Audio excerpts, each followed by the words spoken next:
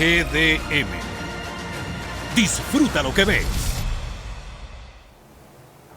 Muy buenas noches, amigos televidentes, bienvenidos todos a su programa Hablemos de Calidad, como un segmento del programa Palabra a Tiempo, que se transmite como todos los martes de 7 a 8 por su canal GDM Televisión, canal 74, y también retransmitido a través de las redes sociales, específicamente en YouTube.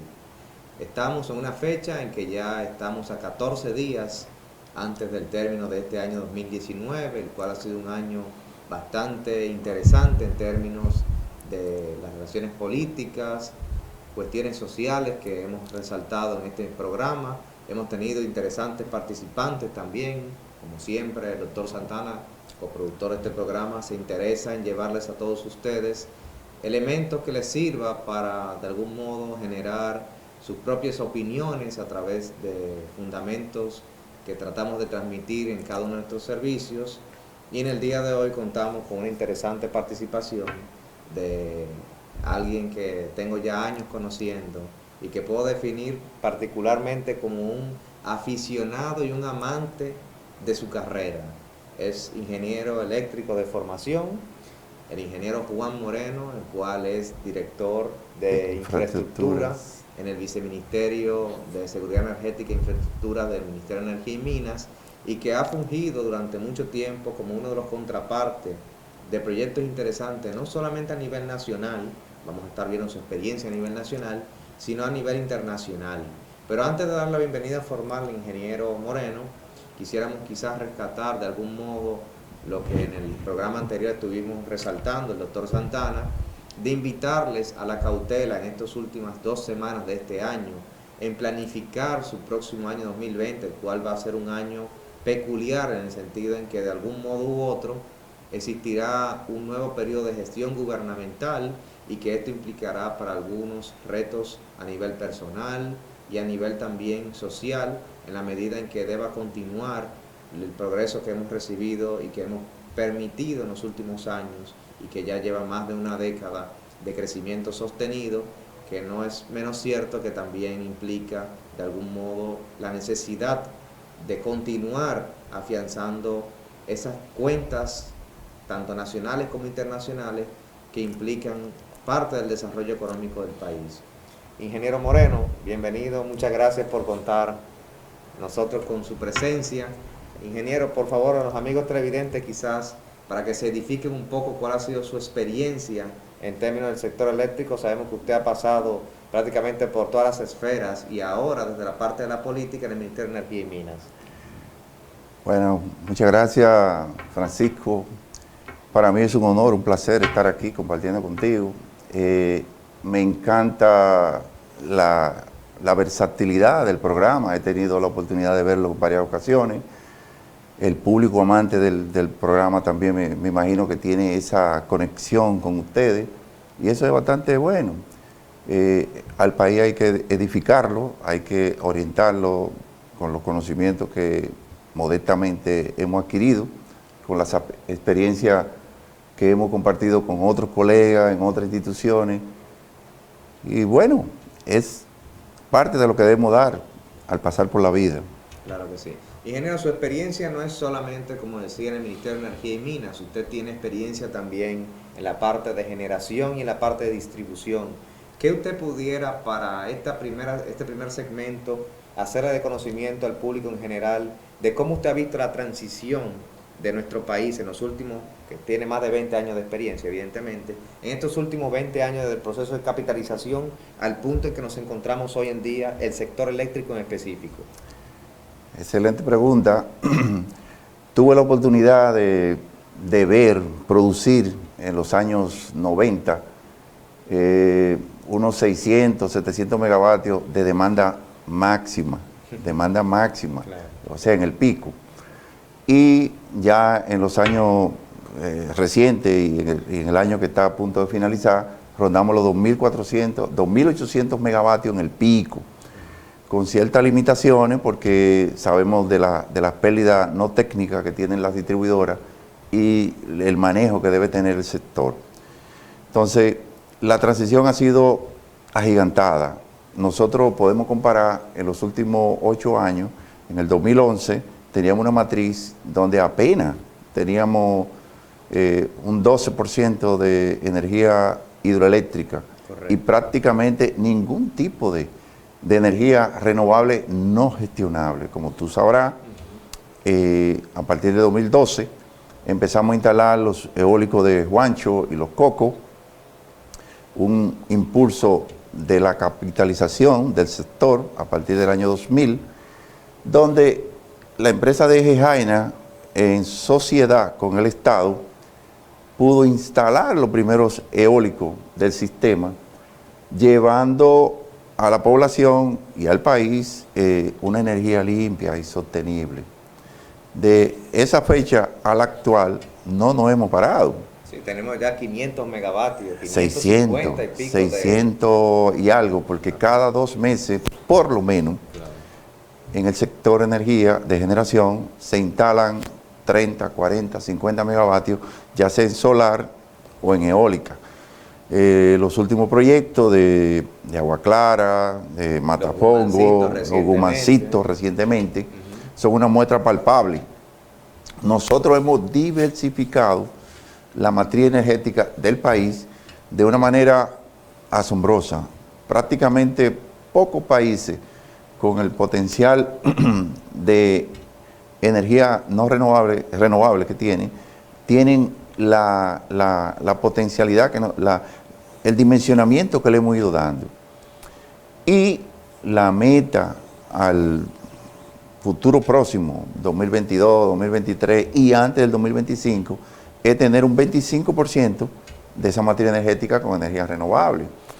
La gente quizás no se imagina, vamos a decir el público común, que no tiene estos conocimientos, lo que representará esa transformación y de la materia energética.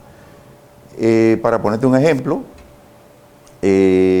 la conversión que se está haciendo actualmente en AES, Andrés, hacia Quisqueya y Eje Jaina, que va a convertir en esa sola central 420 megavatios de combustible fósil a energía amigable con gas natural. Entonces, esas son de las cosas que el país, el público debe conocer, y de la bondad que ha tenido este gobierno y las autoridades que soportan ese gobierno. De hecho, el presidente Medina recientemente en Madrid, en la COP25, ya vamos por la COP25, sí, la de París del 2015 fue la COP21, tan conocida por todos en el sector ambiental, promovió o indicó que de aquí al 2025, cerca del 32% de nuestra matriz debía ser a partir de fuentes renovables de energía, sí, y esto es realmente posible gracias a los esfuerzos que ha hecho tanto el sector privado, que ha confiado en el sector público, como las mismas organizaciones del sector público. También hay que considerar de algún modo que, ingeniero, que el país no solamente se ha enfocado en esa parte de las infraestructuras, claro, sino que también ha sido soportado más bien sobre la base de la planificación energética, y de ahí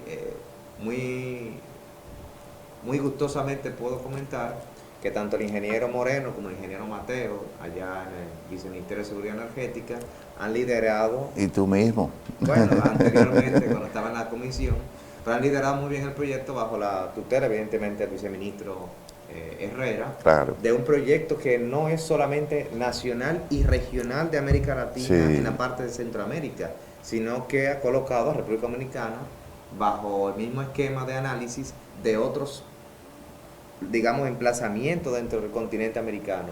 Ingeniero, quizá un poco para edificar a los amigos televidentes, háblenos un poco de su experiencia en ese proyecto de planificación energética. Bueno, tiene multicolores, podemos decir, porque aunque anteriormente, en nuestras anteriores posiciones, manejábamos el asunto de la planificación, en esta etapa que nos ha tocado vivir y compartir con otros colegas de otros países, sí, hemos visto el desarrollo que tienen países similares a nosotros y con mucho más posibilidades que nosotros. Nosotros hemos estado inmersos en la parte regional, los países miembros del OIEA, Organismo Internacional de Energía Atómica, que colabora, asesora a los países, vamos a decir, emergentes y no tan emergentes como México, claro, Brasil, Argentina, en la formulación de la planificación energética. ¿Qué quiere decir eso en buen dominicano y en lenguaje llano? Que cada país estudia y verifica las fuentes de energía que tiene a su disposición, hace las proyecciones con los históricos que posee y proyecta la demanda para establecer una oferta energética amigable, confiable, sostenible en el sector energético. ¿Qué ventaja tiene eso? Con el know-how que han tenido otros países, que han ido un poquito más rápido que nosotros, hemos podido insertar algunas técnicas con procedimientos mediante software, herramientas que ellos utilizan, que ustedes los economistas utilizan muy bien con el método econométrico. El ingeniero, que es más técnico, más, vamos a decir, más práctico, se vale de esa herramienta como instrumento de trabajo para determinar las mismas proyecciones que podían salir quizás en la parte de economía, pero ya aquí... haciendo uso de coeficientes técnicos especializados. Exactamente. Entonces, eso tiene doble ventaja. La parte, o la parte de la institución que no maneja tanto los términos económicos, econométricos, que uno lo vio muy ligeramente. En ingeniería económica. En ingeniería económica, ahí lo puede ver más fácil. Y quizá se pueden comparar y hasta, qué sé yo, hacer similitudes.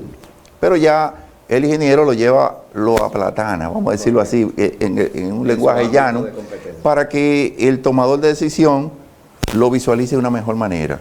Y al final decida de las alternativas que nosotros le exponemos, cuál escoger en sus posibilidades del presupuesto y de la condición económica que tiene el país.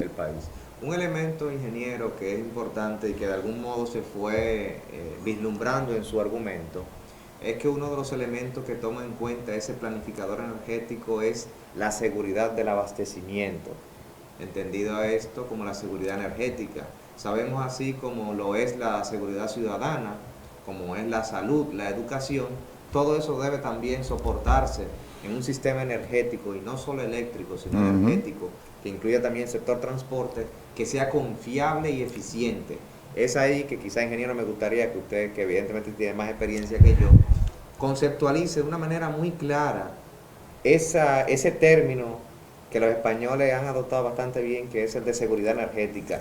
¿Cómo le podemos decir a esa persona que está detrás del televisor lo que es la seguridad energética? Es una pequeña frase o dos palabras, claro. Seguridad energética, que se puede confundir, y la confundimos, digo nosotros, hasta los mismos ingenieros del sector, porque se tiene entendido desde que se habla de seguridad energética como una seguridad física. Claro. Y es todo lo contrario, nada que ver con seguridad física.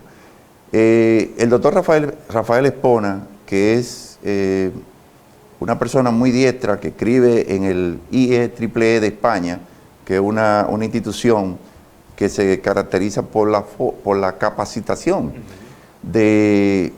tanto de profesionales y no tan profesionales en el área de seguridad energética. Él estuvo en el país hace unos 3 años y también compartimos por vía de correo diferentes informaciones. Y él, en su ocasión, cuando estuvo aquí, y también en nuestras conversaciones, la definía de una manera sencilla. La capacidad de usted tener suministro confiable, seguro, sostenible, para poder abastecer de manera confiable, segura, a la población y en particular al sector energético. Que el suplidor, si es externo, como en el caso de nosotros, porque importamos todos los combustibles primarios básicamente, tenemos que tener fuente de energía confiable. Un ejemplo práctico resultó ser el caso de Venezuela, claro, que en su momento dado podíamos llamar lo que era nuestra panacea, porque con el acuerdo de Petrocaribe podíamos adquirir con condiciones blandas, Claro. con ciertas condiciones, en el caso del expresidente Chávez, el difunto Chávez, pero las condiciones variaron.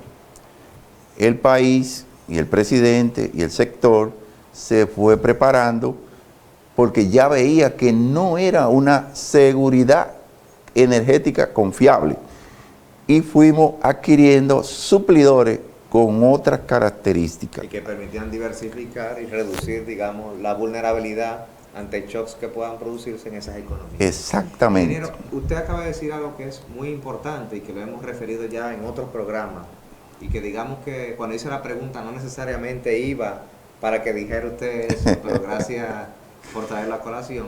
Usted ha mencionado un término, y es que cuando hablamos de seguridad energética estamos viendo la fuente de abastecimiento, Sí. si es local o si es externa. Ujú. En otros programas hemos hablado del trabajo que ha hecho el Ministerio de Energía y Minas con la ronda petrolera, que está buscando responder a esa interrogante que siempre hemos tenido por varias décadas, de si el país tiene o no tiene petróleo en cantidades comercializables y que sean de algún modo suficientes para suplir no la totalidad de la demanda, Sí. pero sí una parte. Entonces, ingeniero, mi pregunta sería, si logramos encontrar, y ya se ha adjudicado a un bloque, a una empresa americana de renombre, si logramos encontrar petróleo en territorio dominicano, ¿cómo eso impactaría en la seguridad energética de nuestro país?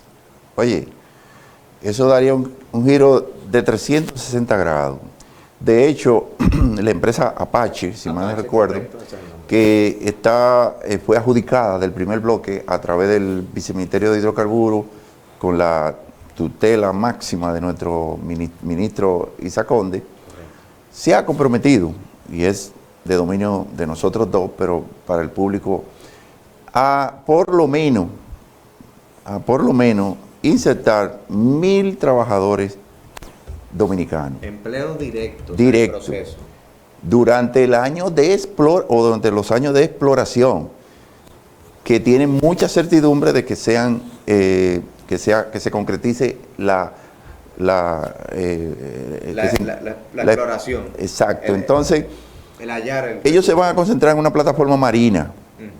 en las costas de San Pedro de Macorís. Y según las mismas informaciones que compartimos amistosamente con el viceministro Reyes y con el director Dirosier, precisamente hoy estuvimos hablando de eso, que no solamente el aspecto de la empleomanía, los beneficios de tener una fuente de primaria confiable, segura en el país, que nos garantizaría por varias décadas el suministro a nuestras plantas que importan ese combustible.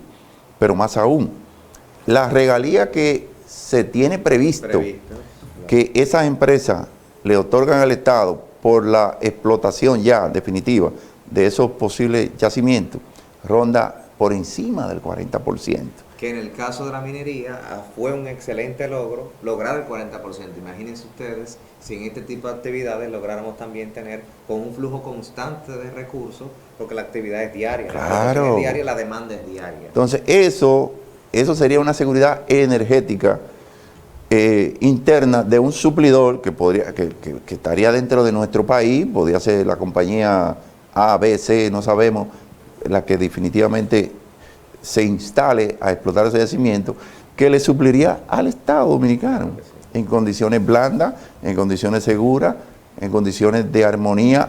O sea, tendríamos lo que llamaríamos la isla bonita realmente en el país, porque nuestra panacea siempre ha sido los combustibles. Claro. Y tener la disponibilidad de ese combustible nos hace un país ya más feliz de lo que hemos sido. Y menos dependiente. Antes de hacer la pausa, quizá para acabar este primer segmento hablando un poco del petróleo, quizá los amigos televidentes no se han puesto a analizar las implicaciones positivas, no solamente sobre el abastecimiento energético y evidentemente la seguridad energética, sino sobre la misma economía.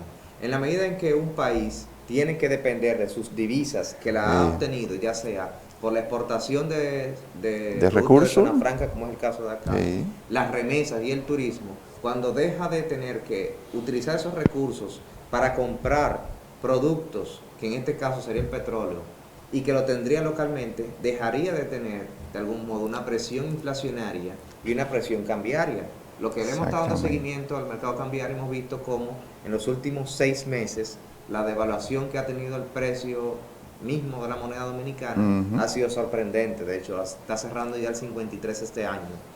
En la medida en que nosotros podemos abastecer de manera segura, confiable, como dice el ingeniero, asegurando también beneficios para el Estado para que no sea un trato desigual, en el cual la empresa que explota será la que reciba todos los recursos, en esa medida también nuestra economía se hace menos vulnerable a los shocks externos y también más resilientes a los mismos cambios que son propios de una economía. Amigos televidentes, continuaremos hablando de la zona de San Pedro, la zona sureste del país, empezando desde la zona de AES, más o menos, para llegar a donde están unas centrales de generación interesantes que hoy por hoy operan con fuel oil, pero que en el futuro diversificarán aún más la matriz energética.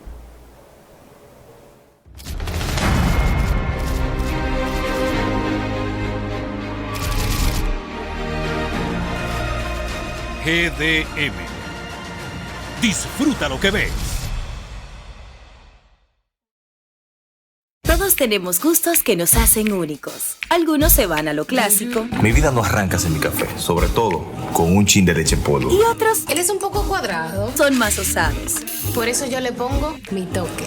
Algunos usan la medida exacta. 3 cucharaditas con vainilla y un poquito de canela por arriba. Y otros, 6 cucharadas, par de frutica y una moña.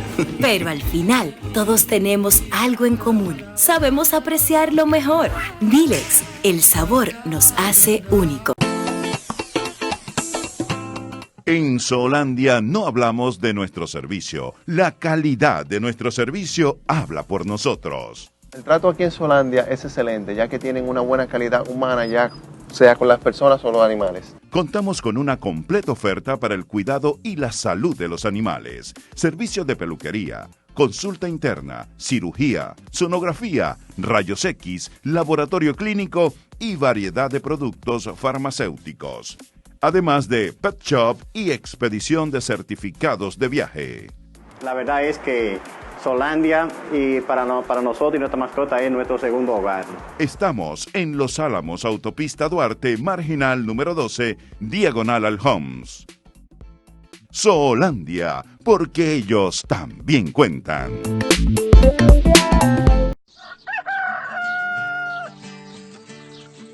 En cada comienzo, en cada decisión,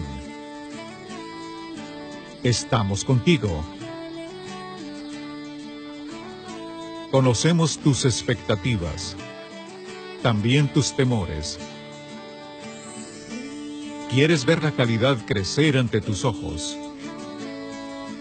y tener el orgullo de ofrecer lo mejor a los tuyos. Sabemos justo lo que necesitas, porque tu pasión y tus retos son los nuestros.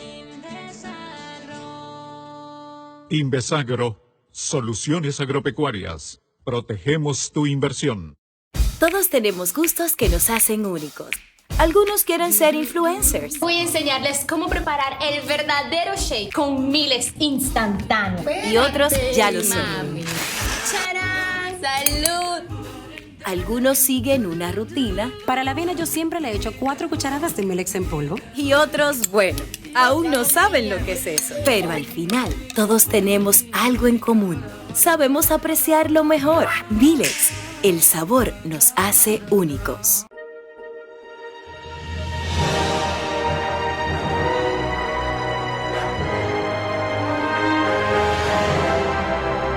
GDM. Muy buenas noches nuevamente, amigos televidentes. Muchas gracias por su generosa continuidad con nosotros en un interesantísimo programa que le tenemos preparado para el día de hoy, con la visita del ingeniero Juan Moreno del Ministerio de Energía y Minas. Ya hemos hablado un poco de los conceptos de seguridad energética, qué implica eso, no solamente para el sector energético, sino para la economía en general. Y ahora es importante hablar, ingeniero, de otro tema que para muchos de los que van transitando desde Santo Domingo, que pasan por Boca Chica y van hacia la parte este de la isla, la tan codiciosa y preciosa parte este de la isla, han visto cómo en el tramo que va precisamente en dirección de Santo Domingo a San Pedro, por ejemplo, en la parte sur han identificado que se han estado haciendo unas excavaciones y hay unos trabajos que de algún modo fastidian el trayecto en esa parte porque lo hace un poco más lento, pero que tendrá unos beneficios interesantes, no solo en términos económicos, sino en términos de nuestra misma seguridad energética. Ingeniero, ¿de qué se trata ese proyecto que se está viendo ahí?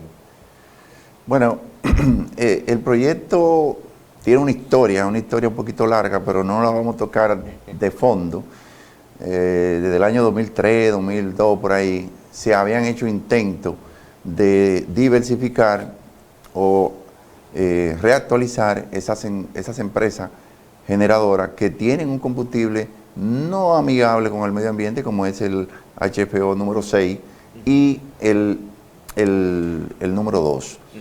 Después de muchas rondas de negocio, después de muchas intentonas, la CDE y nosotros, en particular por la concesión que le brindó, después de muchos requisitos que tuvieron que cumplir, tanto la generadora que pertenece a PDVSA, de Pueblo Viejo Barri, sí, así como Eje Jaina, y posteriormente se irán integrando otras generadoras para sumar un total de unos 800, 900 megavatios, pero en principio ya a las puertas del año 2020, en febrero, estaremos haciendo el commissioning de esa planta, que significa ya hacer la prueba de la conversión o de la readaptación de esas plantas que usan HFO y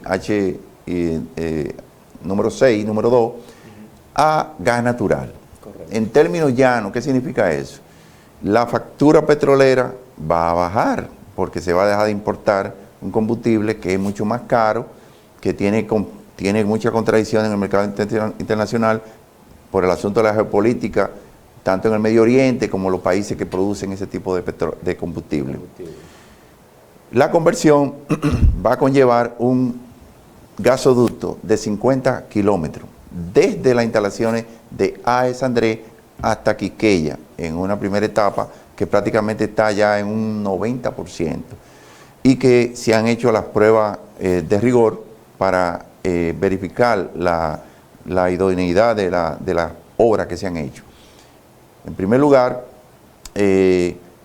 las áreas afectadas, Boca Chica, Guayacane y Quisqueya, que tienen poblaciones que han tenido que soportar algunos inconvenientes porque se ha tenido que usar una parte muy importante del tránsito. Correcto, con equipo pesado, equipo especializado que fueron importados, como la trenchadora, el side boom, que son equipos que no están en el país y que tuvieron que ser traídos para ese tipo de proyectos. Los técnicos que están laborando ahí, conjuntamente con los dominicanos, tienen que estar certificados por el organismo internacional que se llama las normas API y la ASME. Cada técnico que desarrolla una labor, el soldador, el que analiza la soldadura ejecutada con equipos muy sofisticados, como el ultrasonido o la gamografía, en este caso estamos usando el ultrasonido, tienen que tener una certificación internacional comprobada y avalada por esos organismos, pero al mismo tiempo que haya sido reactualizada. Claro. Si usted tiene más de 5 años que hizo esa certificación y no la ha actualizada, usted no tiene la competencia para trabajar en eso, porque cada año, cada 2 años, las empresas que norman esas actividades hacen ajustes, hacen modificaciones. Entonces, ¿qué ha conllevado eso? Que un equipo de técnicos de AES Andrés, conjuntamente con el ministerio, hayan elaborado unos cronogramas de trabajo conjuntos para verificar el desarrollo de esos trabajos. Y lo hemos podido comprobar in situ, tanto en la labor de preparación, de ejecución, como la prueba en sí. Eso nos da un alivio, un respiro, una confianza de que lo que se está haciendo ahí está avalado y certificado por técnicos especializados y por el personal, modestia aparte, del ministerio que ha estado interviniendo en en esos trabajos. Con lo cual el rigor de lo que requiere una obra de este tipo está siendo garantizada. Una de las cosas más importantes de eso es que de algún modo la matriz, que ya es hoy por hoy, así sale en la prensa, una de las matrices más diversificadas de la región, Sí. y posiblemente del mundo también, por la composición que tiene, se siga, digamos, dirigiendo hacia esas fuentes que son menos nocivas con el medio ambiente. Es cierto que el metano, se habla que es 22 veces más contaminante que el CO2, pero también es más ligero y de algún modo no tiene el mismo impacto sobre el medio ambiente como lo tiene el CO2. Ingeniero, así como se tiene ese plan de reconvertir esas centrales, ¿qué pasaría con ese estudio de factibilidad que el Ministerio de Energía y Minas ha firmado con la Agencia de Estados Unidos para el Desarrollo y el Comercio, USTDA, en Montecristi? ¿Cómo eso también impacta sobre la seguridad energética, considerando que evidentemente los fenómenos naturales generalmente vienen por la parte sureste del país y atraviesan la isla y continúan? Y sin embargo, la parte norte, Montecristi en concreto, hace una zona que por, digamos, su estructura incluso geomorfológica, no tiene o no es tan constante de los efectos del cambio climático como huracanes y ciclones. ¿Cómo impacta una posible terminal de gas natural y una generadora en esa parte? Sí. Antes de darte esa respuesta, me faltó decirte que lo que vamos a obtener como elemento positivo de ese proyecto se puede sintetizar en dos cosas. A ver. Nosotros vamos a reducir en 1.500 toneladas de CO2 las emisiones de gases de efecto invernadero que estamos tirando a la atmósfera con el combustible que te mencioné anteriormente, con la introducción de ese gas. Pero al mismo tiempo, el gasoducto va a manejar diariamente unas 250 pies cúbicos, 250 pies cúbicos de gas natural por día. 250.000 pies cúbicos por día.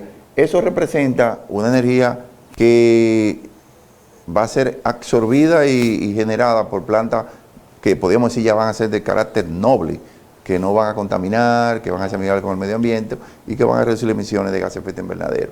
Entonces, volviendo a tu pregunta, te podría decir que el estudio que se va a hacer mediante una licitación público internacional va orientada en masificar lo que ya hemos obtenido porque ya podemos decir que lo hemos obtenido en el proyecto de AES Andrés, con la inclusión de un puerto de recibo, un tanque de almacenamiento, las facilidades energéticas de generación que pueden oscilar entre los 600 y 800 megavatios y la línea de distribución para toda la zona norte del país. En términos prácticos, nos da una seguridad energética con respaldo, que si fallase en algún momento por cualquier asunto atmosférico o natural, o de suplidor también, nosotros tendremos un backup, una respuesta inmediata de suplir a esa empresa mediante el abastecimiento desde la zona norte con el mismo gas que se va a llevar a AES Andrés, porque el mismo suplidor que va a suplir a AES Andrés va a ser el mismo que supliría a la parte norte desde Estados Unidos, claro, que nos da un alivio, nos da una garantía de que las cosas van a seguir funcionando bien. Claro. Y además, ingeniero, no solamente impacta sobre el sector eléctrico en concreto, sino que también impacta sobre el sector residencial, industrial y turismo, turístico y también el transporte. Hemos visto que quizás la masificación de los vehículos con gas natural no ha tenido el impacto ni el crecimiento como se esperaban, pero de algún modo hay que preguntarse quién va primero, si la oferta va primero que la demanda va primero que la oferta. Evidentemente el Estado debe crear los mecanismos para que esos dos puntos lleguen a un equilibrio y se creen los mercados y las condiciones del mercado para que esas cosas pasen. Ingeniero, otro punto también importante quizá que nos gustaría tratar con usted es el vinculado a cómo usted prevé que pueda hacer con esos estudios que están haciendo con el Organismo Internacional de Energía Atómica, no solamente la matriz eléctrica en cuanto a las renovables, sino qué se está viendo en la región de Centroamérica, y si lo puede expandir un poco a toda América Latina y el Caribe, de cómo los otros países están también viendo los impactos ambientales. Tengo entendido que ustedes también analizan los impactos ambientales, parte del análisis. Con las herramientas ¿Vamos a poder de algún modo cumplir nuestras metas de reducir ese 25% de las emisiones? ¿O eso es algo que es evidentemente orientativo y que si bien no se pueda cumplir, pero vamos a pasos gigantados? Usted ya mencionaba cómo reduciría las emisiones, pero ¿podríamos lograr esos objetivos que nos propusimos al 2030? Bueno, tú lo acabas de decir, el presidente se comprometió en la COP21 en París a reducir esas emisiones y a diversificar la matriz de una forma tal que tuviésemos un 25% en el 2025. Eso se está cumpliendo prácticamente al pie de la letra. En el aspecto regional y subregional, nosotros estamos marcados dentro de la región que le hemos denominado Mesoamérica o Mesocaribe, que tiene que ver con parte de Centroamérica y del Caribe, porque nosotros somos insular, compartimos una isla con un país vecino, pero que no tenemos ese tipo de negocio ni de actividad con ellos. Entonces, en Mesoamérica, a través de la OEA, se han hecho estudios de interconexión virtual entre Panamá, Cuba, Santo Domingo o República Dominicana, y Guatemala, Costa Rica y Panamá. Y desde Colombia también una interconexión que en un momento se vislumbró. Hemos tenido algunos avances muy significativos. OLADE, la Organización Latinoamericana de Energía, ya se insertó, podemos decirlo así, dentro del esquema junto con el OEA. Han hecho una alianza, vamos a decir, estratégica, porque para OLADE, reforzar los esfuerzos que hacen cada uno de manera individual. Exactamente, OLADE tiene mucha fortaleza en el aspecto de planificación y de conocer la región, y el OEA, que ha estado participando, no con tanto tiempo como OLADE, vienen a acoplarse de una manera positiva para incrementar la seguridad energética, la confiabilidad y los acuerdos de cooperación. Entonces, en ese sentido, ya se tiene planificado a partir del año 2020 un nuevo proyecto regional donde podremos compartir con los países miembros que actualmente están participando, que rondan los 14, 15 miembros de la región, unos 8 o 10 de Sudamérica. En el caso de Venezuela, por los problemas políticos que tiene, no está participando tan de lleno. Centroamérica y el Caribe, específicamente Cuba y Dominicana. ¿Qué vamos a plantear y qué vamos a ver ahí? Ahí vamos a ver de manera casi concreta algunas de las posibilidades que existirán para llevar a cabo esos proyectos.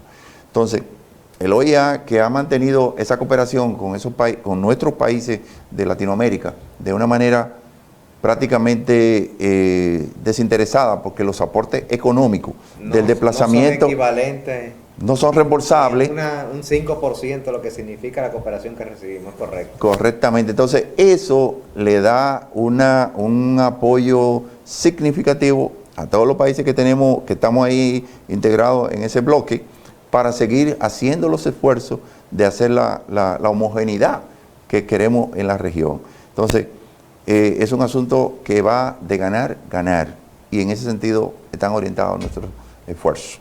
Siempre las lecciones aprendidas de otros países son interesantes porque dicen, y aunque es una adaptación, que el pueblo que no conoce su historia está condenado a repetir del pasado.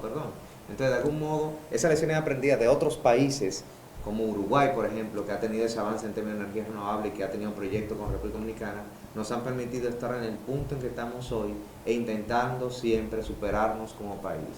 Vamos a continuar después de esta breve pausa con más de este contenido del día de hoy.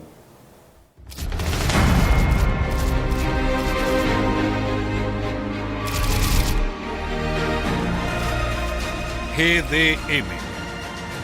Disfruta lo que ves.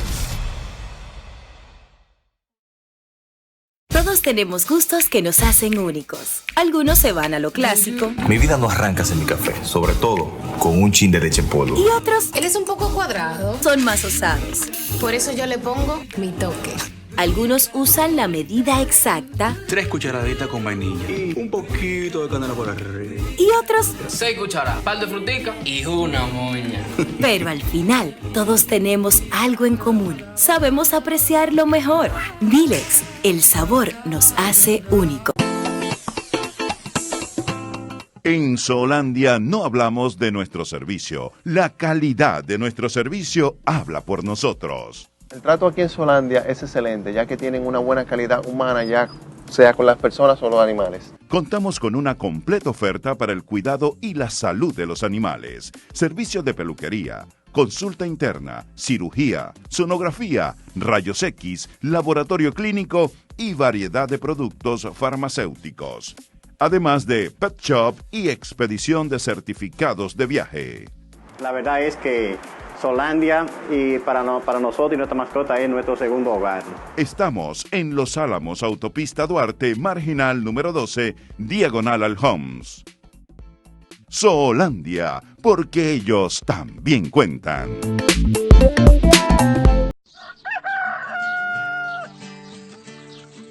En cada comienzo, en cada decisión, estamos contigo. Conocemos tus expectativas, también tus temores. Quieres ver la calidad crecer ante tus ojos y tener el orgullo de ofrecer lo mejor a los tuyos. Sabemos justo lo que necesitas, porque tu pasión y tus retos son los nuestros. Invesagro, soluciones agropecuarias. Protegemos tu inversión. Todos tenemos gustos que nos hacen únicos. Algunos quieren ser influencers. Voy a enseñarles cómo preparar el verdadero shake con miles instantáneos. Y otros ya lo son. ¡Charán! ¡Salud! Algunos siguen una rutina. Para la avena yo siempre le echo 4 cucharadas de Milex en polvo. Y otros, bueno, aún no saben lo que es eso. Pero al final, todos tenemos algo en común. Sabemos apreciar lo mejor. Dilex, el sabor nos hace únicos.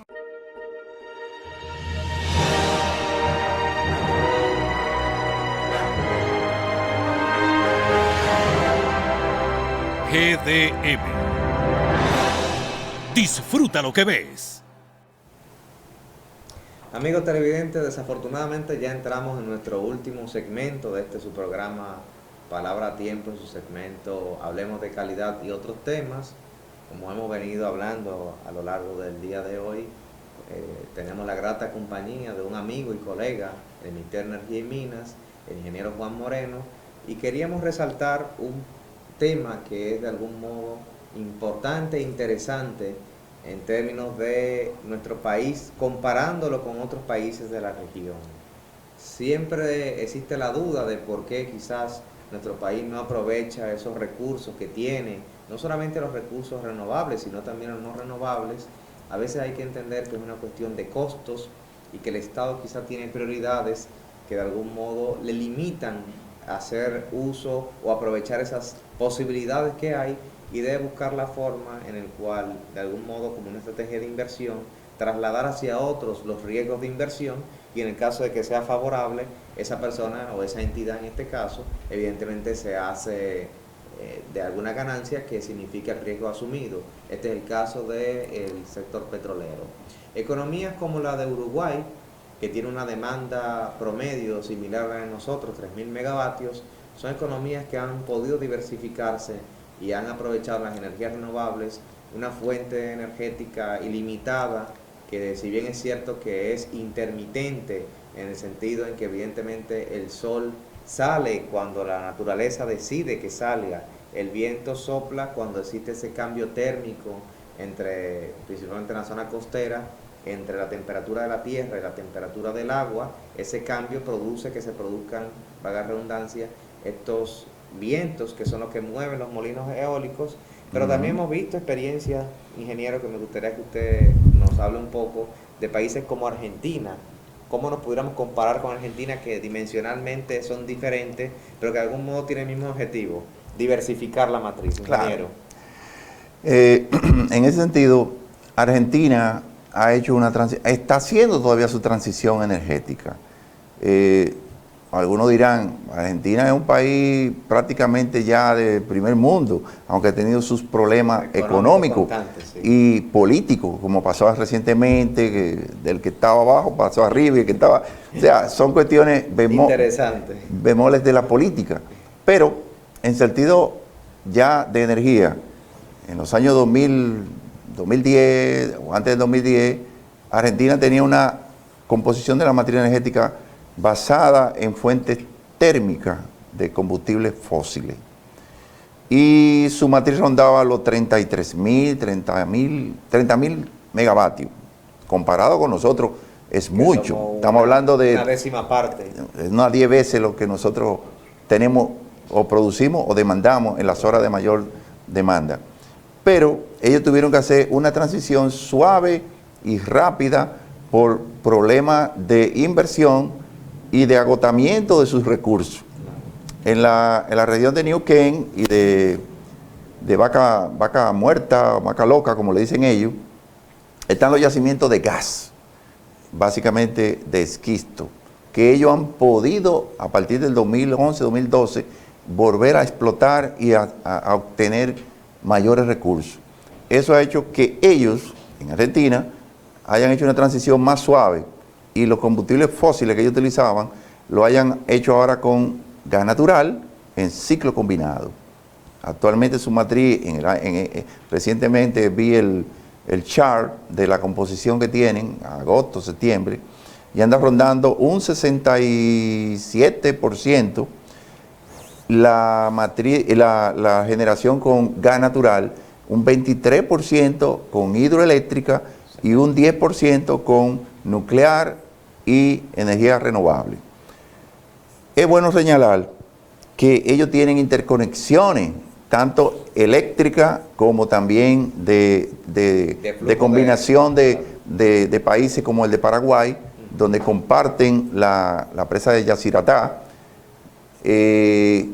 unos 3.200 megavatios instalados, de los cuales prácticamente Argentina lo aprovecha porque el bajo consumo que tiene Paraguay le hace un suplidor de Argentina. Ellos sacan los recursos de venta de esa energía que Argentina muy bien aprovecha.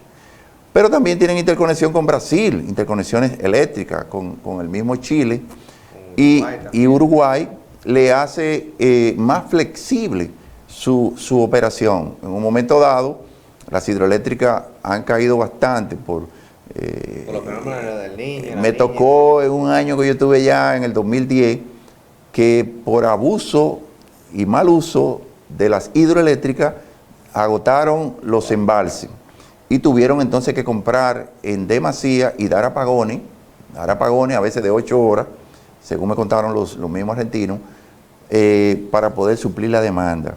Entonces, eso nos asemeja un poquito a nosotros, no en la cantidad que ellos generan y que demandan, pero sí en las condiciones que generan o las condiciones que ellos tienen con sus problemas internos. En el caso particular de nosotros, como te comentaba al principio, hemos dado un salto dialéctico de prácticamente cero energía renovable, ya andamos rondando los 600 megavatios. Con la inyección de AES, eso va prácticamente, aunque no es una energía netamente renovable, es una energía amigable. Y vamos a tener una composición que ahora mismo está rondando un 26% de energía con gas natural, un 26% con carbón, un 30% con combustible fósil y el 12% que tenemos con las hidroeléctricas y la fuente de energía renovable.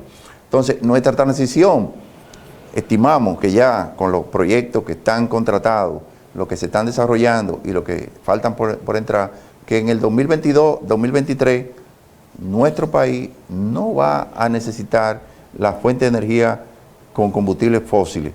Eso es una noticia que prácticamente pudiera adelantar las proyecciones y los compromisos que el país asumió en el 2021 y que fueron prácticamente ratificados ahora en la COP25 en España. Entonces, nuestra región puede decirse que, a excepción de Costa Rica, la misma Argentina y en parte quizá Brasil, que son países un poquito más adelantados que nosotros, estamos caminando casi a la par en la transición energética.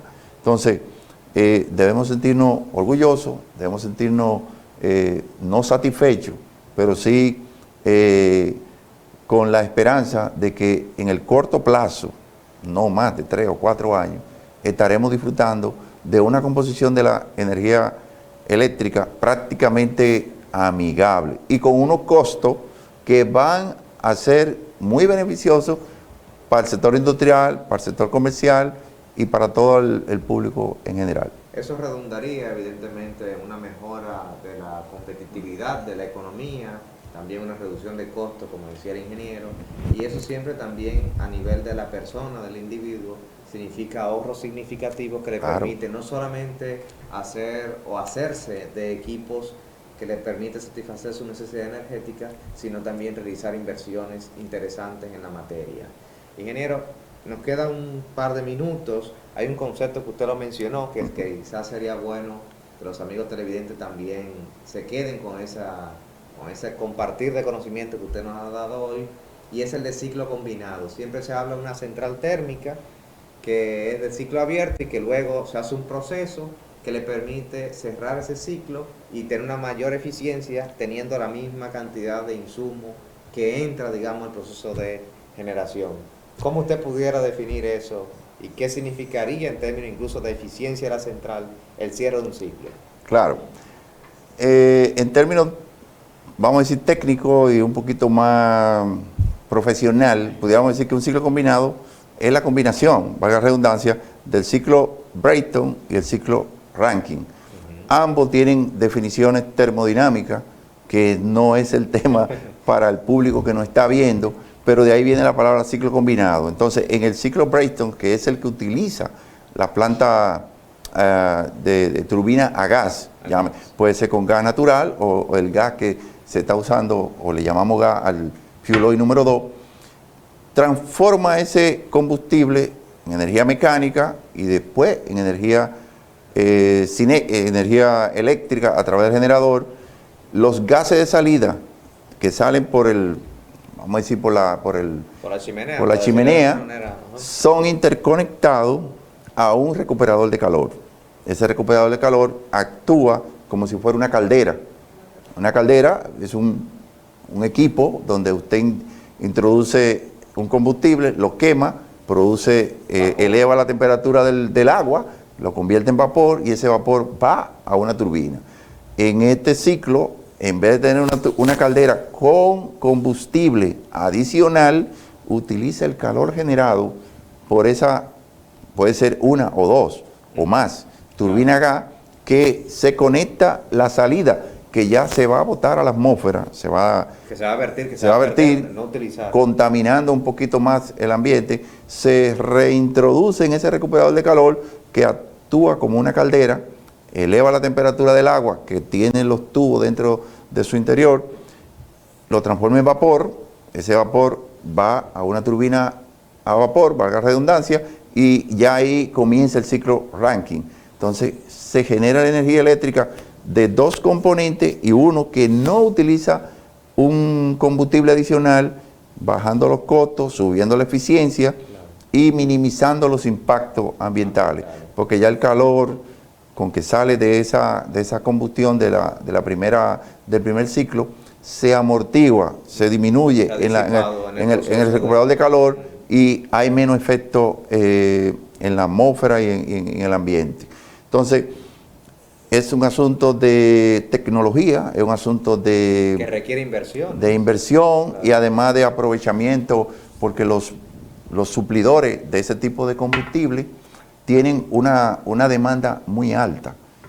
Eso lo comentó el ingeniero Rubén Bichara en el día de hoy, precisamente, en la inauguración de la compañía que va a suplir gas prácticamente a todo el país, que en el momento que se decidió instalar los 750 megavatios que actualmente disfrutamos, prácticamente estamos disfrutando, una unidad está en 375 y la otra está en 200, no había disponibilidad en el mercado internacional de un suplidor que no garantizara. Además de eso, los barcos metaneros, que son los que traen ese gas a los países insulares como el nuestro, no tenían tampoco disponibilidad.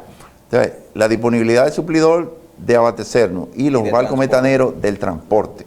Eso hizo que el presidente, sabiamente, eligiera la energía menos costosa después del gas natural. Y hay que reconocer que la tecnología que se está empleando en Punta Catalina es una de las más avanzadas, es de tecnología subcrítica, pero tiene elementos adicionales que la hacen prácticamente crítica. La conversión del DINOX, el dióxido de nitrógeno, el dióxido de azufre, son amortiguados por equipos de última generación que se insertaron como adicionales en ese proyecto. Entonces, eso nos da una garantía de que el dinero fue invertido sabiamente, la tecnología está siendo utilizada también de manera adecuada y nosotros tenemos energía para muchos años. Es así. Bueno, ingeniero, no queda más que darle las gracias a ustedes, amigos televidentes, exhortarles como siempre a la prudencia y la armonía en todos ustedes en sus hogares, desearles una feliz Navidad y un próspero año nuevo en nombre del doctor Santana, el ingeniero Moreno y quien les habla Francisco Cruz. Pásenla muy bien y estaremos pronto con ustedes.